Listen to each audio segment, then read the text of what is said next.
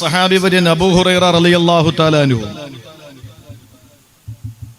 തൊട്ടു മുന്നിലിരിക്കുന്ന സഹാബാക്കൾക്ക് വളരെ കൃത്യമായി സഹാബത്തിന് മനസ്സിലാകുന്ന ഭാഷയിൽ നബി സല്ലല്ലാഹു അലൈഹി വസല്ലം തങ്ങൾ പഠിപ്പിച്ചു കൊടുക്കാൻ അബൂ ഹുറൈറ റളിയല്ലാഹു അൻഹു റിപ്പോർട്ട് ചെയ്യുന്നത്. അബൂ ഹുറൈറ എന്ന് പറഞ്ഞാൽ നമ്മുടെ നാടുകളിലൊക്കെ ഇരട്ടപ്പേരുകൾ സജീവമായുണ്ട്. ഇരട്ടപ്പേരില്ലാത്ത ആളുകൾ ചുരുക്കമാണ്. നമ്മൾ പറയും എനിക്ക് ഇരട്ടപ്പേരൊന്നുമില്ല. ഈ ഇരട്ടപ്പേരുള്ളവർക്ക് ഒരുപക്ഷെ അറിയില്ല അവർക്ക് ഇരട്ടപ്പേരുണ്ടെന്ന്. നാട്ടുകാർ വിളിക്കുന്ന വേറെ പേരായിരിക്കും. അത് ഇയാൾ അറിയണമെന്നില്ലല്ലോ. അബൂ ഹുറൈറ എന്ന് പറയുന്നത് അങ്ങനത്തെ ഒരു പേരാണ്. അദ്ദേഹത്തിന്റെ പേര് അബ്ദുള്ള എന്നാണ്. ഒരു ദിവസം അള്ളാഹുവിന്റെ ഹബീബ് സല്ലല്ലാഹു അലൈഹി വസല്ലം നടന്നു വരുമ്പോ കയ്യിൽ എന്തോ ഒരു സാധനം ഇരിപ്പുണ്ട്. അത് നബി തങ്ങൾ സല്ലല്ലാഹു അലൈഹി വസല്ലം നടന്നു വന്നപ്പോ അത് ഒളിപ്പിച്ചു, പുറകിലേക്ക് ഒളിപ്പിച്ചു വെച്ചു. എന്താണെന്നറിയാൻ വേണ്ടി നബി തങ്ങൾ ചോദിച്ചു അതെന്താണ്. അപ്പൊ ആദ്യം കാണിക്കാൻ ഒരു വൈമനസ്യം, നിർബന്ധത്തിന് വഴങ്ങി രണ്ടാമത് കയ്യിൽ ഒതുക്കി പിടിച്ച സാധനം എന്താണെന്ന് കാണിച്ചു കൊടുത്തു. നോക്കുമ്പോ നബി തങ്ങൾ സല്ലല്ലാഹു അലൈഹി വസല്ലം നോക്കുമ്പോ ഒരു ചെറിയ പൂച്ചയാണ്, ഒരു കൊച്ചു പൂച്ച. നബി ഇതൊരു ചെറിയ പൂച്ചക്കുട്ടിയാണ്.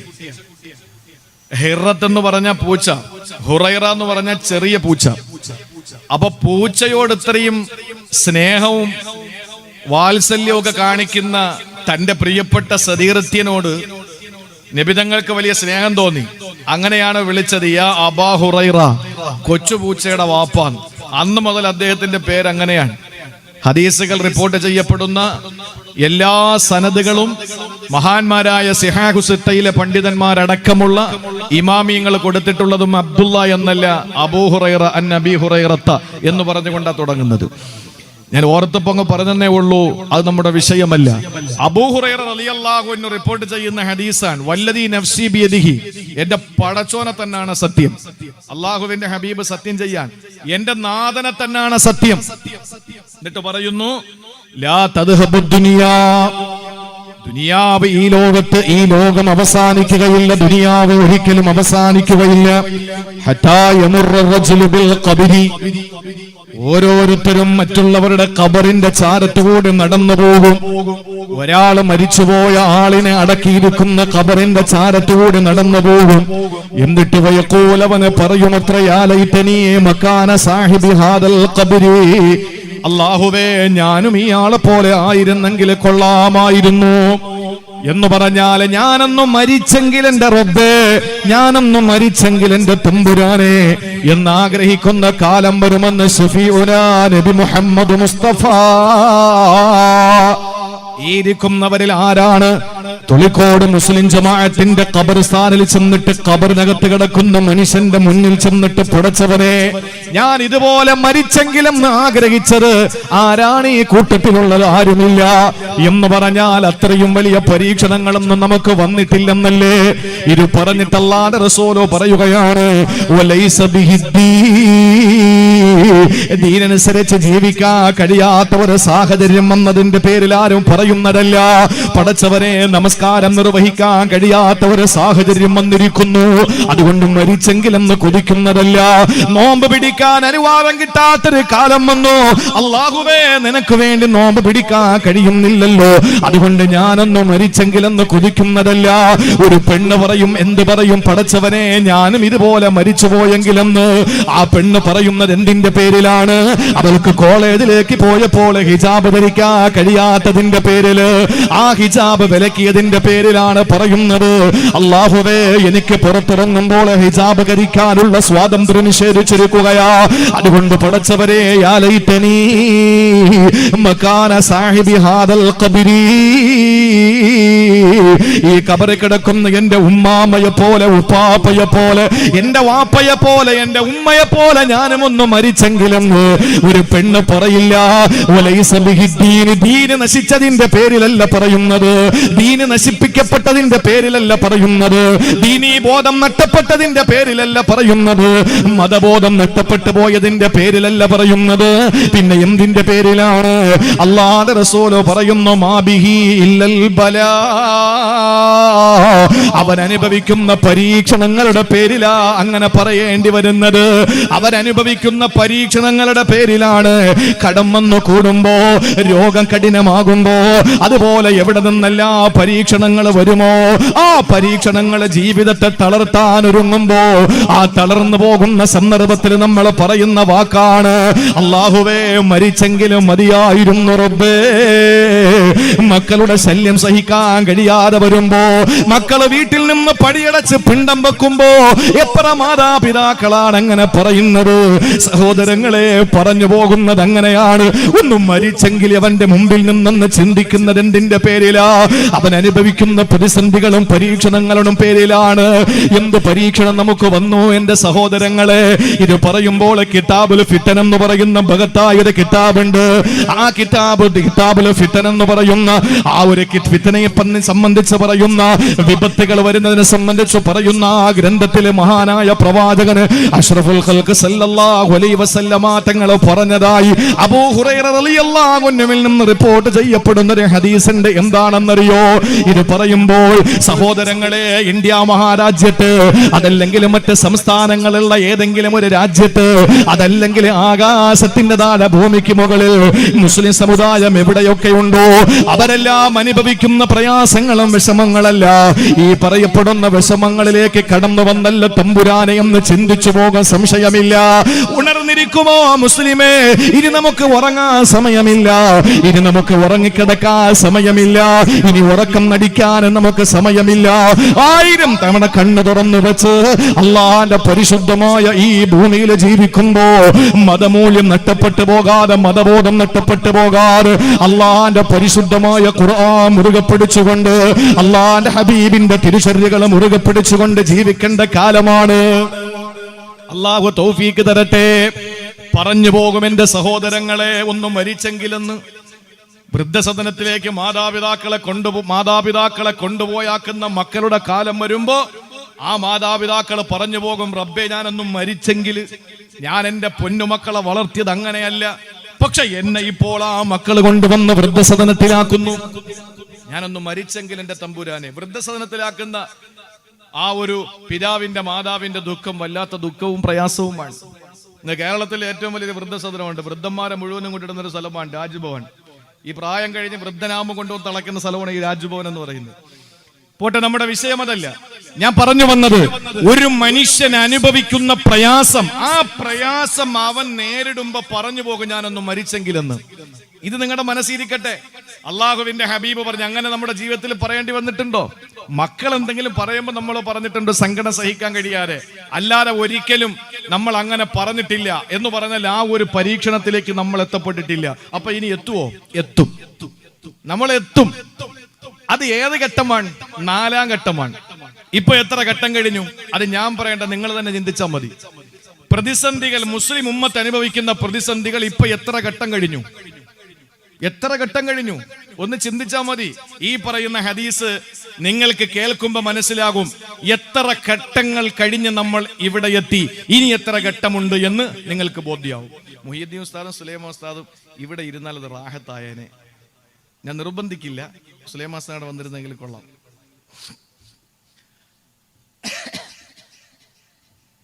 നിങ്ങളൊന്ന് ശ്രദ്ധയോടെ കേൾക്ക്. നമ്മുടെ പ്രധാനപ്പെട്ട വിഷയത്തിന്റെ ആ മർമ്മ ഭാഗത്തേക്ക് നമുക്ക് വരാം.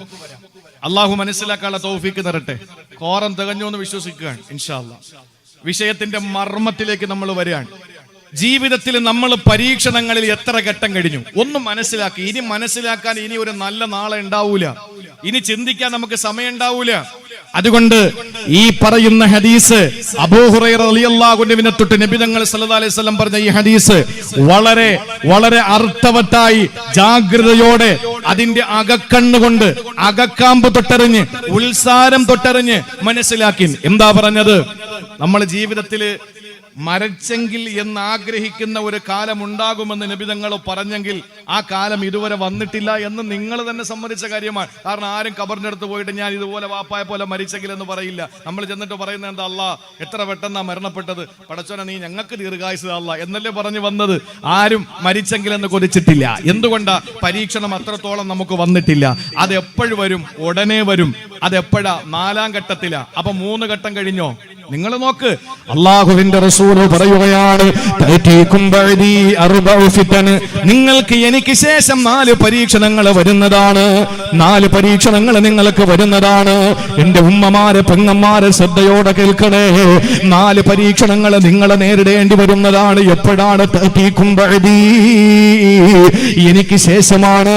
എന്റെ സഹാബത്തിന്റെ, അള്ളാഹുവിന്റെ ഹബീബ് പറയുന്ന എന്റെ സഹാബത്തിന്റെ കാലമാകാ, എന്റെ താബിഈങ്ങളുടെ കാലമാകാ, താബിഈങ്ങളുടെ കാലമാകാ, എന്റെ കാലശേഷം അഥവാ പ്രവാചകന് ജീവിച്ചിരിക്കുമ്പോഴല്ല, അതിനുശേഷമുള്ള സഹാബത്ത് മുതൽ ഇലാ യൗമിൽ ഖിയാമ, ലോകം അവസാനിക്കുന്ന പടിഞ്ഞാറ് സൂര്യൻ ഉദിക്കുന്ന സമയം വരെ അല്ലാഹുവിന്റെ റസൂൽ പറയുകയാണ്, നിങ്ങൾക്ക് എനിക്ക് ശേഷം ഒരു കാലം വരാനുണ്ട്.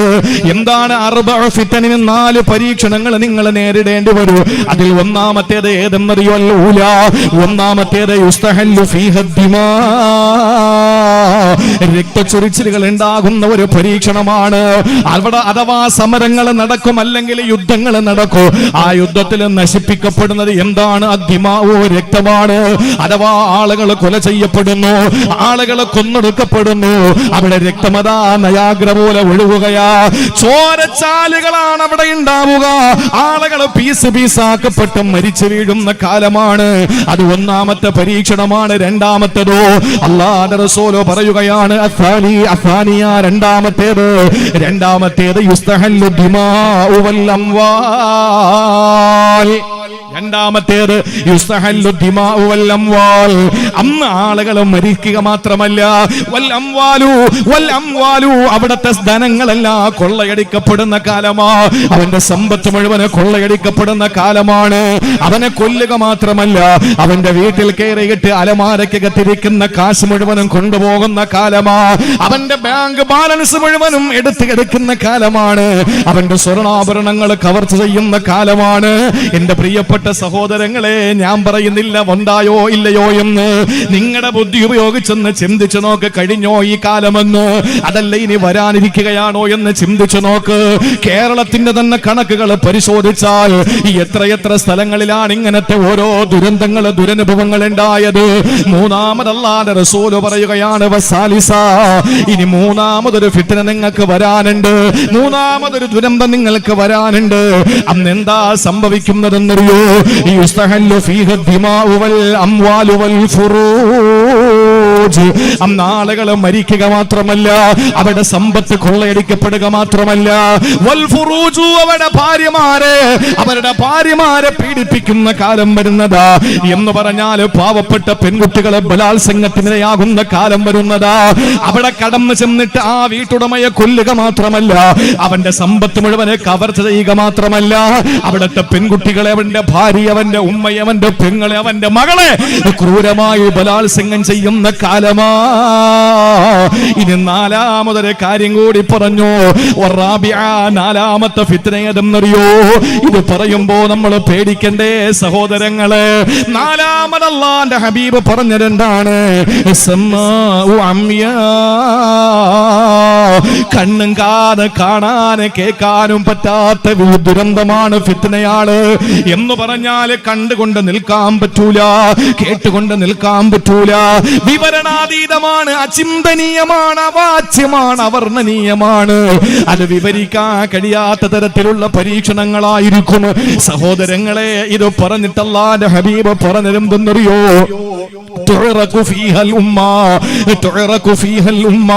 അന്ന് ഈ സമുദായം വല്ലാതെ വിയർക്കും സഹാബ.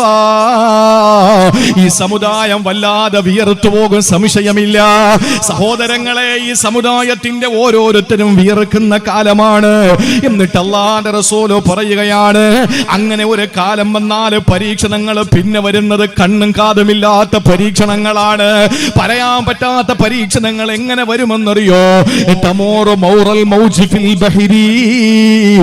അറബിക്കടലിന്റെ അലമാല പോലെയാ, തിരമാലകൾ പോലെയാണ്. എന്ന് പറഞ്ഞാൽ ഒന്നിന് പിറകെ ഒന്നൊന്നായിട്ടല്ലേ തിരമാല വരുന്നത്. ഒരു തിരമാല കടലിൽ നിന്ന് കരയിലേക്ക് വന്നു, അത് വീണ്ടും മടങ്ങിപ്പോയിട്ട് അടുത്ത തിരമാല വരികയാ. എണ്ണാൻ നമുക്ക് പറ്റുമോ? കടലിന്റെ തിരമാലകളെ എണ്ണാൻ പറ്റുമോ? സാഗരത്തിന്റെ മുന്നിൽ ചെന്ന് നിന്ന് കടൽക്കരയിൽ ചെന്ന് നിന്നിട്ട് കടലിനോട് നോക്കിയിട്ട് നീലക്കടലിൽ നിന്ന് അടിച്ചു വീശുന്ന തിരമാലകളെ എണ്ണാൻ പറ്റുമോ? ഇല്ല. അതുപോലെ എണ്ണാൻ പറ്റാത്ത അവസ്ഥയിൽ പരീക്ഷണങ്ങൾ നിങ്ങളെ തേടിയെത്തുമെന്നാണ് സഹോദരാ. എന്നിട്ട് അല്ലാഹുവിന്റെ റസൂൽ പറഞ്ഞതെന്തെന്നറിയോ? ലാ യസ്തതിഉ അഹദും മിനന്നാസി യഖൂലു ഫീഹാ മഹ്മ. അന്ന് ഒരു മനുഷ്യൻ പോലും ഒന്ന് നിർത്തടാ എന്ന് പറയാൻ ഉണ്ടാവൂല. പീഡനങ്ങളെ കാണുമ്പോൾ ഒന്ന് അവസാനിപ്പിക്കടാ എന്ന് പറയാൻ ഒരാളും ഉണ്ടാവൂല. എന്റെ ഹബീബ് എത്ര വിശാലമായ ചിന്തയോടെ ദീർഘവീക്ഷണത്തോടെ അല്ലാഹുവിന്റെ ഹബീബ് നമ്മെ പഠിപ്പിച്ചതാ. എന്തുകൊണ്ടാണ് പടച്ചതമ്പുരാൻ ആകാശലോകത്തിൽ നിന്ന് ജിബ്രീൽ എന്ന മാലാഖയുടെ മാധ്യമത്തിൽ മുത്തുനബിക്ക് പറഞ്ഞു കൊടുക്കുന്നതല്ലാതെ അല്ലാഹുവിന്റെ റസൂൽ ഒരു കാര്യവും പറഞ്ഞിട്ടില്ല. മാ യന്തിഖു അനിൽ ഹവ ഇൻ ഹുവ ഇല്ലാ വഹ്യു യൂഹാ. ജിബ്രീൽ എന്ന മാലാഖയുടെ സാന്നിധ്യത്തിലല്ലാതെ മാധ്യമത്തിലല്ലാതെ ഒരക്ഷരം പോലെ നബി തങ്ങൾ പറഞ്ഞിട്ടില്ലെങ്കിൽ എന്റെ പ്രിയപ്പെട്ട സഹോദരങ്ങളെ, അല്ലാഹുവിന്റെ റസൂലിനെ പഠിപ്പിച്ചതാരാ? നമ്മൾ സൃഷ്ടാവായ അല്ലാഹ്, സർവാധിനാഥനായ അല്ലാഹ്, സർവശക്തനായ സർവഗുണ സമ്പൂർണനായ സർവലോക സൃഷ്ടി സ്ത്രീ സംഹാരകർത്താവായ അല്ലാഹു റബ്ബുൽ ഇസ്സത്താണ് നബി തങ്ങൾക്ക് പഠിപ്പിച്ചു കൊടുത്തത്. അന്നും അരുതെന്ന് പറയാൻ ആരുമുണ്ടാവൂല. കാപാലികന്റെ കൈ പിടിച്ചിട്ട് അരുത് എന്ന് പറയാൻ അന്ന് ആളുണ്ടാവൂല. എന്ന് മാത്രമാണോ അല്ലാഹുവിന്റെ റസൂൽ പറയുന്നു, വലാ തൻജു മിൻഹാ, നിങ്ങൾ ആരും അതിൽ നിന്ന് രക്ഷപ്പെടുകയില്ല. ഇല്ലാ മിൻ ദുആഇൻ കദുആഇൽ ഗർഖി ഫിൽ ബഹരി. നടുകടലിലായി പോയവന്റെ പ്രാർത്ഥന പോലത്തെ, സമുദ്രത്തിന്റെ ഉള്ളിൽ അകപ്പെട്ടു പോയവന് കപ്പലില്ലാതെ വള്ളമില്ലാതെ കൊതുമ്പ് വള്ളമില്ലാതെ ബോട്ടില്ലാതെ നടുകടലിൽ പെട്ടുപോയവൻ എങ്ങനാണോ ദുആ ചെയ്യുന്നത്, ആ ഒരു ആത്മാർത്ഥമായ ദുആ ഉണ്ടല്ലോ, ആ ദുആ പോലത്തെ ദുആ കൊണ്ടല്ലാതെ നിങ്ങൾക്ക് രക്ഷപ്പെടാൻ കഴിയില്ല. എന്ന് പറഞ്ഞാൽ പ്രിയപ്പെട്ട സഹോദരങ്ങളെ, അവസാന കാലഘട്ടത്തിൽ പരീക്ഷണങ്ങൾ നിങ്ങളെ തേടിയെത്തുമ്പോ അല്ലാഹുവിലേക്ക് മടങ്ങാതെ പരീക്ഷണങ്ങൾ നിങ്ങൾക്ക് അവസാനിക്കില്ലെന്ന് ലോകത്തിന്റെ നേതാവ്, മക്കയുടെ രാജാവ്, എന്റെ ഖൽബിന്റെ നേതാവ്, റൂഹി ഫിദാ അഹ്മദ് മുജ്തബ നബി മുഹമ്മദ് മുസ്തഫ സല്ലല്ലാഹു അലൈഹി വസല്ലമ തങ്ങൾ പറയാ, നമ്മൾ എന്തനുഭവിച്ചു? ഒരു ഹിജാബ് ഊരിയപ്പോ നമുക്ക് വിഷമമായി, ഒരു കടയിൽ തുപ്പി ആഹാരം എന്ന് പറഞ്ഞപ്പോ നമുക്ക് സങ്കടമായി, ഇല്ലേ? നമ്മുടെ പെൺകുട്ടിയെ ഹിജാബ് ധരിച്ചുകൊണ്ട് കയറണ്ട എന്ന് പറഞ്ഞ് കോളേജിൽ നിന്ന് ടീച്ചർ തന്നു വിട്ടപ്പോൾ നമുക്ക് സങ്കടമായി. ഇതെന്ത് പരീക്ഷണം? ഉമ്മത്ത് വിയർക്കാൻ പോണേ ഉള്ളൂ, ഉമ്മത്ത് വിയർക്കാൻ പോണേ ഉള്ളൂ. അള്ളാന്റെ റസൂല് പറഞ്ഞു, നിർത്തട എന്ന് പറയാൻ, മുഖത്ത് നോക്കിയിട്ട് നിർത്തട എന്ന് ചങ്കൂട്ടത്തോടെ പറയാൻ ഒരുത്തനില്ലാത്ത കാലം വരുമെന്ന് നബി മുഹമ്മദ് മുസ്തഫ. അന്ന് രക്ഷപ്പെടാൻ ഒരൊറ്റ മാർഗമേ ഉള്ളൂ, ഇല്ലാ ബിദുആ, ആത്മാർത്ഥമായി റബ്ബിലേക്കുള്ള മടക്കം. അള്ളാഹുലേക്ക് മടങ്ങാതെ ഈ ഉമ്മത്ത് രക്ഷപ്പെടില്ല, ഈ ഉമ്മത്ത് രക്ഷപ്പെടില്ല. സഹാബത്തിന്റെ സുഖമാണോ നമ്മൾ സുഖിക്കുന്നത്? അല്ല. അന്ന് നബിതങ്ങൾ ഉണ്ടായിരുന്നു അവർക്ക് ആശ്വാസം നൽകാൻ. ഇന്നാരാ നമുക്കുള്ളത്? ഇന്നാരാ നമുക്കുള്ളത്? ഒരാളും നമുക്കില്ല. നമുക്കൊരു അവലംബമില്ല, ആലംബമില്ല, ആശ്രയമില്ല. നമുക്ക് ചെന്ന് നമ്മുടെ സങ്കടങ്ങൾ പറയാൻ അല്ലാഹു റബ്ബുൽ ഇസ്സത്ത് അല്ലാതെ വേറെ ആരാ ഉള്ളത്? നമുക്കൊന്ന് ആത്മാർത്ഥമായി ദുആ ചെയ്തു തരാൻ ആരാ ഉള്ളത്? നിങ്ങൾ പറ, നിങ്ങൾ ചിന്തിക്ക്. രാത്രിയുടെ നെഞ്ചിലേക്ക് വലത് കൈ ചേർത്ത് വെച്ച് കിടക്കപ്പായയിൽ നിങ്ങൾ ഉറങ്ങാൻ കിടക്കുമ്പോ ആത്മാർത്ഥമായി നിങ്ങൾ ചിന്തിക്ക്, എനിക്കൊരു ദുരന്തം വന്നാൽ എന്നെ രക്ഷപ്പെടുത്താൻ ആരാ ഉള്ളത്? ഒന്ന് ചിന്തിച്ചാൽ മതി. അള്ളാഹു മനസ്സിലാക്കാനുള്ള തൗഫീക്ക് നൽകി അനുഗ്രഹിക്കുമാറാവട്ടെ. അതുകൊണ്ട് സഹോദരങ്ങളെ, നമുക്കുണ്ടാകുന്ന പ്രതിസന്ധികൾ വ്യത്യസ്തമാണ്. ഒരാൾ അനുഭവിക്കുന്ന പ്രയാസമല്ല വേറൊരാൾ അനുഭവിക്കുന്നത്. രക്ഷാമാർഗം ഒന്ന്, അനുഭവിക്കുന്നത് വ്യത്യസ്തം. പരിഹാരം ഒന്ന്, ആ പരിഹാരം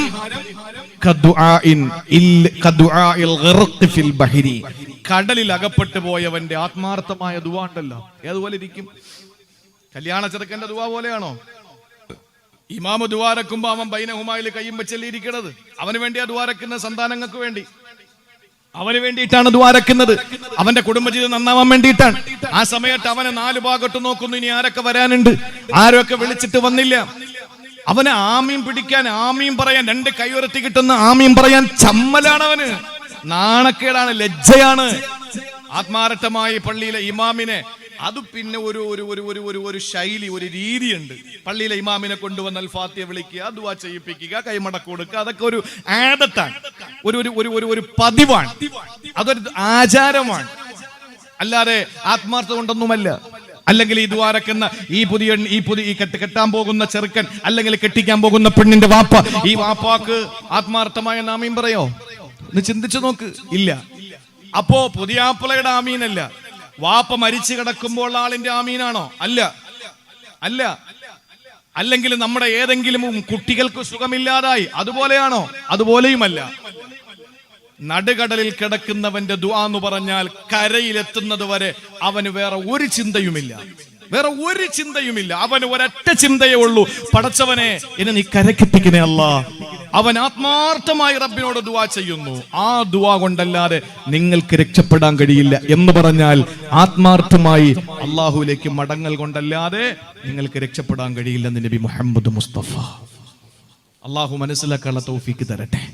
അതുകൊണ്ട് എന്റെ സഹോദരങ്ങളോട് പറയാൻ, ഞാൻ സജ്ജാദ് ഉസ്താദിനോട് രാവിലെ ഞാൻ വിളിച്ചു, പ്രസംഗത്തിന്റെ കാര്യം പറയാൻ വേണ്ടിയിട്ട് അദ്ദേഹം എന്നെ വിളിക്കുമ്പോ ഞാൻ പറഞ്ഞു എന്ത് വിഷയമാണെന്ന് ചോദിച്ചു. ഞാൻ പറഞ്ഞു ഏതെങ്കിലും ഒരു വിഷയം, നല്ലൊരു വിഷയം പറയാം. നമുക്ക് ഇനിയുള്ള വഴലിന്റെ വേദികൾ ഉമ്മത്തിനെ ഒന്ന് ഇസ്തിഖാമത്തോടുകൂടി ഈമാൻ പറഞ്ഞു കൊടുക്കേണ്ട വഴലുകളാണ്, ഈമാൻ നിലനിർത്തേണ്ട വഴലുകളാണ് ഇനിയുള്ള വഴലുകൾ.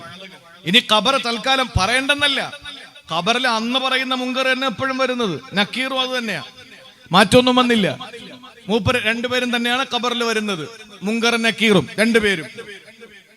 ഒരാളുടെ പേര് മുങ്കറും മറ്റാളുടെ പേര് നക്കീറും അല്ല, അത് നമ്മൾ പഠിച്ചതിന്റെ കുഴപ്പമാണ്. രണ്ടുപേരും മുങ്കറാണ്, രണ്ടുപേരും നക്കീറാണ്. മുങ്കർ എന്ന് പറഞ്ഞാൽ ഇന്ന് വരെ ആരും കണ്ടിട്ടില്ല, അതുകൊണ്ടാണ് മുങ്കർ എന്ന് പറയുന്നത്.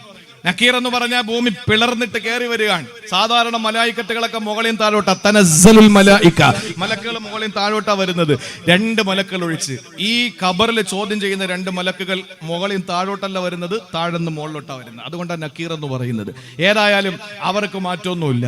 റഖീബ് അത്തീദ്, രണ്ട് മലക്കുകൾ, അവർ ഒരാളുടെ പേര് റഖീബ്, ഒരാളുടെ പേര് അത്തീദ്, അങ്ങനെയാകാം, വ്യത്യസ്തമായ അഭിപ്രായങ്ങളുണ്ട്. ഏതാണെങ്കിലും ഈ രണ്ട് മലക്കുകൾക്കും മാറ്റമില്ല, ജിബ്രീലിന് മാറ്റമില്ല, ആർക്കും മാറ്റമില്ല. തൽക്കാലം അതവിടെ നിൽക്കട്ടെ. ഇതൊക്കെ നമ്മൾ പറഞ്ഞല്ലോ, ഇതൊക്കെ നമ്മൾ ഒരുപാട് കേട്ടതാണ്. ഈ കാലഘട്ടത്തിൽ നമുക്ക് ആവശ്യമായത് പ്രതിസന്ധികൾ വരുമ്പോ എങ്ങനെ നമ്മുടെ ഈമാൻ തകർന്നു പോകാതെ നമുക്ക് പിടിച്ചു നിൽക്കാൻ കഴിയും, എങ്ങനെ ഇസ്തിഖാമത്ത് നമുക്ക് ഉണ്ടാക്കാൻ കഴിയും. 21, 24 അഭിപ്രായങ്ങളുണ്ട്, 17 അഭിപ്രായമുണ്ട്. അള്ളാഹുവിന്റെ ഹബീബ് സല്ലല്ലാഹു അലൈഹി വസല്ലം തങ്ങളുടെ മുടികൾ നരച്ചത് 17 എന്നും 21 24 എന്നും ശമാഇൽ തുർമുദിയിൽ കാണാം. പോട്ടെ, ഈ 25 താഴെ 15 മുകളിൽ നബി തങ്ങളുടെ തലമുടിയും ദാടിരോമങ്ങളും നരച്ചു. ആ നരച്ച തലമുടി തന്നെ എണ്ണ തേക്കുമ്പോൾ ഈ കറുത്ത മുടിയുടെ ഇടയിലേക്ക് വെള്ളമുടി കയറി പോകുന്ന തരത്തിൽ ചെറിയ നരയെ ഉണ്ടായിരുന്നുള്ളൂ. ഇത്രയും വ്യക്തമായി ഹദീസുകളിൽ രേഖപ്പെടുത്തുമ്പോ എന്തുകൊണ്ടാണ് നബി തങ്ങൾ നരച്ചത്? പ്രായാധിക്യം കൊണ്ട് നരച്ചതല്ല, വെയിൽ കൊണ്ട് നരച്ചതല്ല. ഹബീബായ നബി തങ്ങൾ നരച്ചത് ടെൻഷൻ കൊണ്ടായിരുന്നു. ടെൻഷൻ കൊണ്ടാണ് നബി തങ്ങൾ നരച്ചത്. എന്ത് ടെൻഷനാണ്? ഹൂദ് എന്ന് പറയുന്ന സൂറത്ത് ഇറങ്ങിയപ്പോഴാണ് ഞാൻ നരച്ചു പോയതെന്ന് ആരംഭപ്പൂവായ നബി മുഹമ്മദ് മുസ്തഫ പഠിച്ചു വെച്ചോ. നമ്മുടെ നേതാവ് നരച്ചത് 90 വയസ്സെത്തിയതിന്റെ പേരിലല്ല. അള്ളാഹുവിന്റെ ഹബീബ് നരച്ചത്, ഹബീബിന് നര വന്നത് ടെൻഷൻ അടിച്ചിട്ടാണ്. സൂറത്ത് ഹൂദ് അങ്ങോട്ട് ഇറങ്ങുമ്പോ ചോദിച്ചു, ഒരാൾ സ്വപ്നത്തിൽ കണ്ടു ഒരു വലിയ മഹാൻ, അള്ളാഹുവിന്റെ തിരുദൂതരെ, സൂറത്ത് ഹൂദാണ് അങ്ങനെ നരപ്പിച്ചതെന്ന് ഞാൻ പഠിച്ചു. എന്നാ ഞാൻ ചോദിക്കട്ടെ, എന്താ അതിന് കാരണം? അല്ലെങ്കിൽ ഏതായത്താ നിങ്ങളെ നരപ്പിച്ചത്? അള്ളാഹുവിന്റെ ഹബീബ് സല്ലല്ലാഹു അലൈഹി വസല്ലം പറഞ്ഞു, ഇസ്തഖിം കമാ ഉമിർത. ഈ ഒരൊറ്റ ആയത്ത് കൊണ്ടാ ഞാൻ നരച്ചു പോയതെന്ന് നബി തങ്ങൾ പറയാൻ. നബി തങ്ങളോട് പറഞ്ഞ എന്താ? അടിയുറച്ചു നിൽക്കുക, അള്ളാഹുവിന്റെ കൽപ്പന പോലെ അടിയുറച്ചു നിൽക്കുക. അതിനാണ് നമുക്കിപ്പോ ആവശ്യമായ പ്രസംഗം. അടിയുറച്ചു നിൽക്കണം. പ്രതിസന്ധികൾ വരുമ്പോ എന്താ നമ്മൾ ചെയ്യേണ്ടത്? നമ്മുടെ പ്രിയപ്പെട്ട പെൺമക്കൾ കോളേജുകളിൽ അവർ ക്രൂരമായിട്ട് അവരുടെ സ്വത്വബോധത്തെ, അവരുടെ മതബോധത്തെ, അവരുടെ വ്യക്തിബോധത്തെ നശിപ്പിക്കുന്ന ഒരു സമയം വരുമ്പോൾ നമ്മൾ എങ്ങനെ നേരിടണം? നമ്മൾ എങ്ങനെ പിടിച്ചു നിൽക്കണം? നീ അഡ്ജസ്റ്റ്മെന്റ് ചെയ്ത് നമ്മൾ അതിനോട് താതാത്മ്യം പുലർത്തി നിന്നാ മതിയോ? അതല്ല. എന്റെ മകളെ, എന്തു വന്നാലും മതബോധത്തിൽ നിന്ന് 1.0% പോലും ഞാൻ പിന്നോട്ട് പോകാൻ അനുവദിക്കാത്ത വണ്ണം എൻ്റെ മകളെ ഞാൻ, എൻ്റെ പൊന്നുമകളുടെ ദീൻ ഞാൻ കാത്തു സൂക്ഷിക്കുമെന്നുള്ള കൃത്യമായ ഒരു നിലപാടാണോ നമ്മൾ എടുക്കേണ്ടത്? അത് ഈ ഉമ്മത്തിനെ പഠിപ്പിക്കണം. ഇപ്പോൾ അത് ഈ ഉമ്മത്തിന് ആവശ്യമാണ്. ഖബർ നിൽക്കട്ടെ, സിറാത്ത് നിൽക്കട്ടെ, മഹ്ശർ നിൽക്കട്ടെ, അത് നമ്മൾ പഠിച്ചതാണ്, നമ്മളത് പഠിക്കുന്നതാണ്. മറ്റുള്ള സൗകര്യങ്ങളിൽ കിട്ടുന്ന അവസരത്തിൽ ഉമ്മത്തിന് ഇസ്തിഖാമത്ത് ഉണ്ടാക്കാൻ ശ്രമിക്കണം. ഈമാൻ അള്ളാഹു തൗഫീക്ക് നൽകി അനുഗ്രഹിക്കുമാറാവട്ടെ. പിടിച്ചു നിന്നേ പറ്റൂ സഹോദരങ്ങളെ. നമ്മൾ ഉദ്ദേശിക്കും പോലെയൊന്നുമല്ല പരീക്ഷണങ്ങൾ, നമ്മൾ ഉദ്ദേശിക്കും പോലെയൊന്നുമല്ല. അള്ളാഹു നമുക്ക് ഈമാൻ അതിന്റെ ഫുൾ പവറോടുകൂടി അള്ളാഹു താല നിലനിൽക്കാനുള്ള തൗഫീക്ക് നൽകി അനുഗ്രഹിക്കുമാറാവട്ടെ.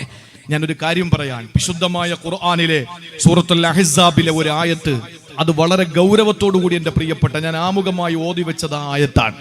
എന്താണ് അള്ളാഹുവിന്റെ വിശുദ്ധ ഖുർആൻ പറയുന്നത്? നിങ്ങൾ വളരെ, എൻ്റെ പ്രിയപ്പെട്ട സഹോദരിമാർ പ്രത്യേകിച്ച് അത് ഗൗരവത്തോടു കൂടി തന്നെ കാണണം.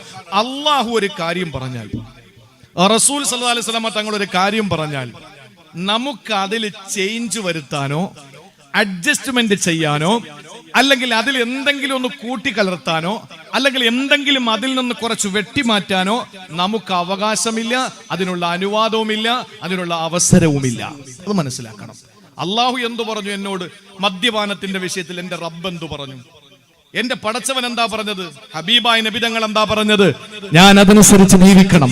അല്ലാതെ മറ്റേതെങ്കിലും പേരുകളിൽ കിട്ടുന്ന, അതിന് വീര്യം കുറവാണ്, അത് ബിയറല്ലേ, അത് മദ്യമല്ലല്ലോ, അന്ന് പറഞ്ഞ മുന്തിരിക്കള്ളല്ലോ, അന്ന് പറഞ്ഞ ഈത്തപ്പഴത്തിൽ ഉണ്ടാക്കിയതല്ലോ, ഇത് വെറും ഒരു ബിയറല്ലേ, കുറച്ചു നേരത്തേക്ക് ഒരു ചെറിയ ബുദ്ധിയൊന്നും പോകുന്നില്ലല്ലോ, അതുകൊണ്ട് ബിയർ ആണല്ലോ എന്ന് പറഞ്ഞിട്ട് നമ്മൾ കഴിക്കാൻ നിന്നാൽ, പലിശയുടെ വിഷയത്തില് ഞാൻ 100 കൊടുത്തിട്ട് 110 വാങ്ങുന്നില്ലല്ലോ, ഞാൻ 1000 കൊടുത്തിട്ട് 1100 വാങ്ങുന്നില്ലല്ലോ, ഞാൻ ഈ നിലയ്ക്കല്ലേ ഞാൻ പെരുമാറുന്നത് എന്ന് പറഞ്ഞിട്ട് പലിശയുടെ വിഷയത്തിൽ നമ്മുടെ ഒരു ചെറിയ ഇടപെടലുകൾ ഉണ്ടല്ലോ, അത് മിതപ്പലിശ അമിതപ്പലിശ എന്ന പേരിൽ നമ്മൾ കാണിച്ചു കൂട്ടുന്ന പ്രവർത്തനങ്ങൾ ഉണ്ടല്ലോ.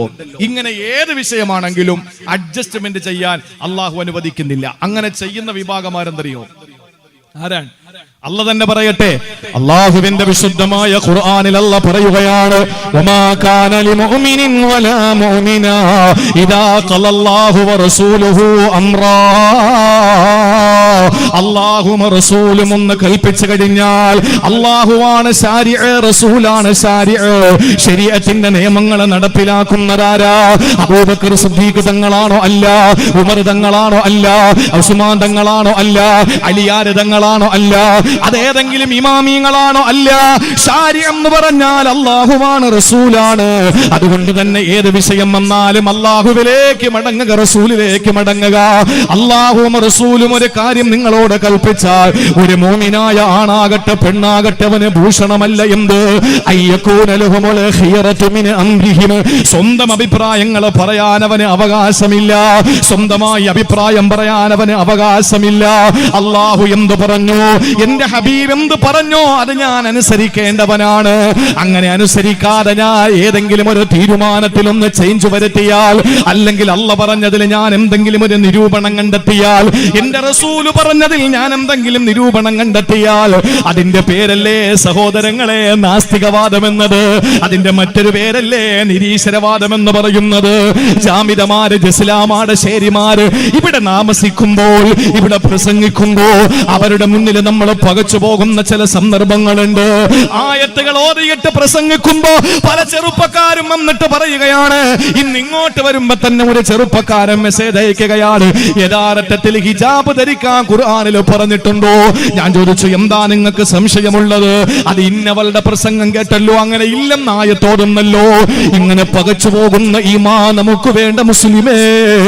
അല്ലാഹു ഒരു കാര്യം പറഞ്ഞ, റസൂൽ ഒരു കാര്യം പറഞ്ഞ, അള്ളാന്റെ ഖുർആൻ തന്നെ പറയുകയാണ്. സൂറത്തുൽ അഹ്സാബിന്റെ 36-ാമത്തെ ആയത്തിൽ അല്ലാഹ് പറയുകയാണ്, എന്താ അല്ലാഹ് പറഞ്ഞത്?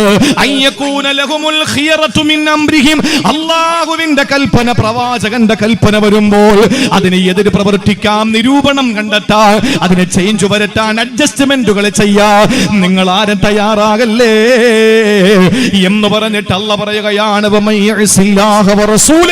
ആരാണോ അല്ലാഹുവിനോടും പ്രവാചകനോടും എതിര് കാണിക്കുന്നത്, ഫഖദ് ലല്ല ലലാലം മുബീനാ.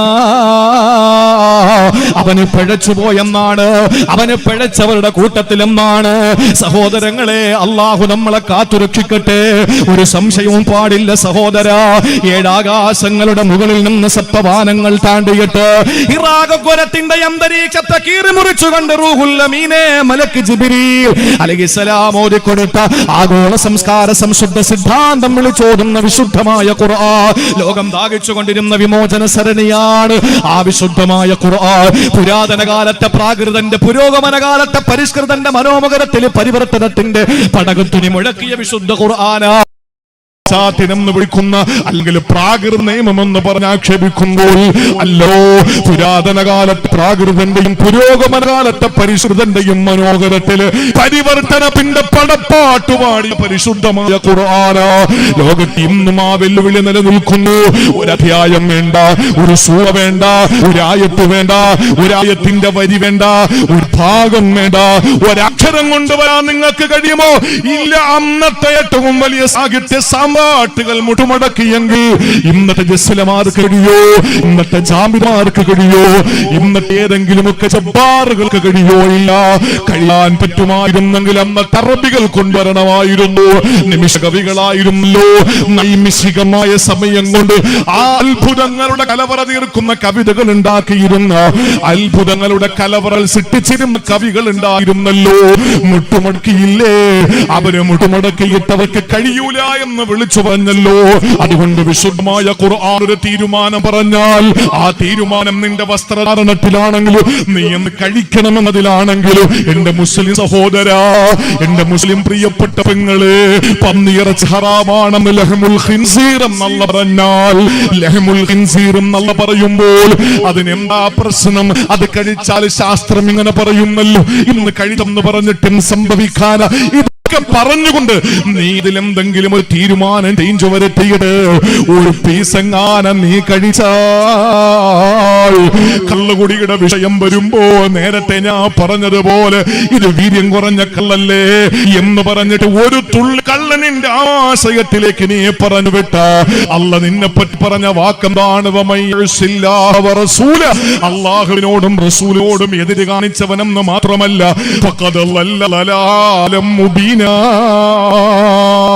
നീ പിഴച്ചു പോയിരിക്കുകയാണ്. ശക്തമായ വഴിപിടക്കൽ. അള്ളാഹു നമ്മളെ കാത്തുരക്ഷിക്കട്ടെ. അതുകൊണ്ട് ഖുർആൻ എന്തു പറഞ്ഞു? ഖുർആൻ എന്തു പറഞ്ഞു? അത് കൃത്യമായി നമ്മൾ മനസ്സിലാക്കണം. ആ ഖുർആൻ പറഞ്ഞത് എന്താണെന്ന് മനസ്സിലാക്കിയിട്ട് ഹബീബായ സല്ലല്ലാഹു അലൈഹി വസല്ലം തങ്ങൾ എന്താണെന്ന് പറഞ്ഞത് മനസ്സിലാക്കിയിട്ട് അത് നമ്മൾ അനുസരിക്കണം. അല്ലാതെ ഒരിക്കലും അതിൽ അഭിപ്രായ സ്വാതന്ത്ര്യം ഒരാൾക്കും അല്ല കൊടുത്തിട്ടില്ല, ഒരു വിഷയത്തിലും കൊടുത്തിട്ടില്ല. ഇസ്ലാം എന്താ പറഞ്ഞത്? അത് ഇസ്ലാമിന്റെ വേറെ സൗന്ദര്യം കൂടി ഞാൻ പറഞ്ഞുതരാം. ഇസ്ലാമിന്റെ സൗന്ദര്യം കൂടി ഞാൻ പറഞ്ഞുതരാം. ഇസ്ലാം എന്തു പറഞ്ഞു അതിനപ്പുറം ഞാൻ നിൽക്കൂല എന്ന് വാശി പിടിക്കുന്ന ഒരാളോട് മതേതര സങ്കല്പം, ജനാധിപത്യ സങ്കല്പമുള്ള സെക്കുലറിസം എന്ന് പറഞ്ഞ് അങ്ങനെ മനോഹരമായ വാക്കുകൾ കൊണ്ട് ഇന്ത്യ രാജ്യത്തിനെ മോടി പിടിപ്പിക്കാൻ, അതിന്റെ മഴവൽ മനോഹാരിതയ്ക്ക് മാറ്റുകൂട്ടാൻ വേണ്ടി ശ്രമിക്കുന്ന ആളുകൾ ചോദിക്കുന്നു, അങ്ങനെയാണെങ്കിൽ നിങ്ങൾ താമസിക്കുന്ന ഈ രാജ്യത്തെ നിയമങ്ങളെ വെല്ലുവിളിക്കുകയല്ലേ? അയാളോട് ചോദിക്കണമേടോ, ഇസ്ലാമിന്റെ ഏത് നിയമമാണ് രാജ്യത്തിന്റെ മഹത്തായ ബഹുമാനപ്പെട്ട ഇന്ത്യൻ ഭരണഘടനയോട് ഏതെങ്കിലും ഒരു നിയമം എതിരാകുന്നുണ്ടോ? നീ പറ. വെല്ലുവിളിക്കുകയാണ്. ഇവിടെ പണ്ഡിതന്മാരുണ്ട്, ഇവിടെ കാര്യപ്പെട്ട ഉലമാക്കളുണ്ട്. അള്ളാഹു ജീവിച്ചിരിക്കുന്ന നമ്മുടെ സുന്നത്ത് ജമാഅത്തിന്റെ പണ്ഡിതന്മാർക്ക് അള്ളാഹു ദീർഘായുസ് കൊടുക്കട്ടെ, ദീർഘായുസ് കൊടുക്കട്ടെ. ഇവിടെ അള്ളാഹുവിന്റെ ആരിഫീങ്ങളായ ഔലിയാക്കളായ പണ്ഡിതന്മാരുണ്ട്. ആരിഫീങ്ങളായ പണ്ഡിതന്മാരുണ്ട്. അവർ ജീവിച്ചിരിക്കുന്നവരുമുണ്ട്, ഈ അടുത്ത സമയത്ത് മരണപ്പെട്ടവരുമുണ്ട്. എന്റെ പ്രിയമുള്ള സഹോദരങ്ങളെ, അതുകൊണ്ട് ഉലമാക്കളോട് ചെന്നിട്ട് നിങ്ങൾ ചോദിക്കണം. എന്തൊരു വിഷയത്തിൽ നിങ്ങൾക്ക് സംശയമുണ്ടെങ്കിലും ഇവിടത്തെ പണ്ഡിത പ്രസ്ഥാനങ്ങളോട് ചോദിക്കണം. നിഷ്കളങ്കമായി അവര് മറുപടി പറയണം. ഈ ഉമ്മത്തിനെ കബളിപ്പിക്കരുത്, പറയണം. രാഷ്ട്രീയ വ്യത്യാസങ്ങൾ മാറ്റിവെച്ച്, ഭൗതിക താല്പര്യങ്ങൾ മാറ്റിവെച്ച് വിശുദ്ധ ദീനിന്റെ കാതലായ മർമ്മം പറഞ്ഞു കൊടുക്കണം ഉമ്മത്തിന്. അത് പറഞ്ഞു കൊടുക്കാതെ ഒളിച്ചു കളിയാണ് നമ്മളെങ്കിൽ ഈ സമുദായം നശിച്ചു പോകും. സംശയം അക്കാര്യത്തിൽ വേണ്ട. ഒരു സംശയവും അക്കാര്യത്തിൽ വേണ്ട.